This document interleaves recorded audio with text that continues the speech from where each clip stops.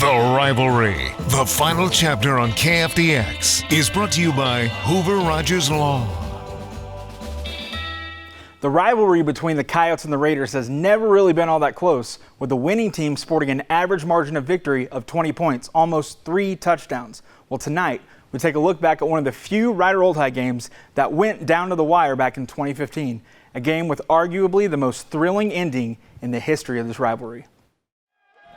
In a 10-game high school football season, every game is important. But for WFISD's crosstown rivals Rider and Wichita Falls High School, there's always one game on the schedule that matters more than all the rest. It's huge. It's treated like a state championship game. For the players on the field, like Rider graduate and former place kicker Brock Dowling, it's all about the Rider Old High game. Yeah, there's tons of weight. I think even the coaches at the time said, it's just another game. But everyone knows that's not true. The Rider Raiders and the Wichita Falls Coyotes have met on the gridiron 61 times, and believe it or not, excluding ties, only 3 have been decided by a field goal or less. And of those 3, only 1 was decided with a final game-winning score as time expired in 2015, Dowling's senior season. The season before, the Coyotes shocked the city by upsetting the favored Raiders 50-36, ending a 4-year winning streak for Rider. So it's safe to say the black and gold were looking for revenge. Well, I would definitely say we were confident we were going to win.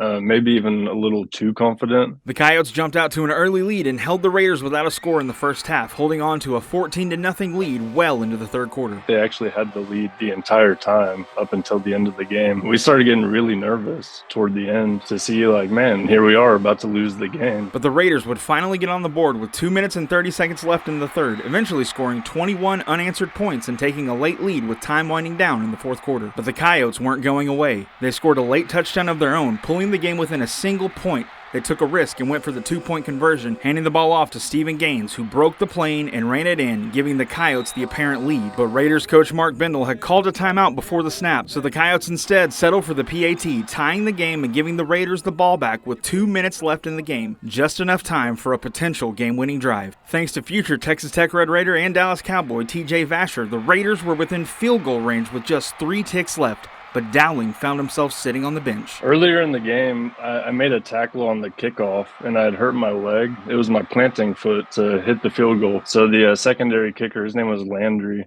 he was actually going to take that kick. But it was the biggest play of the biggest game of his final high school football season, so Brock knew he couldn't stay on the sideline. But I was like, no, I feel like I have to do this. I'm sorry. I know I'm kind of hurt, but I'm confident that I can make this kick.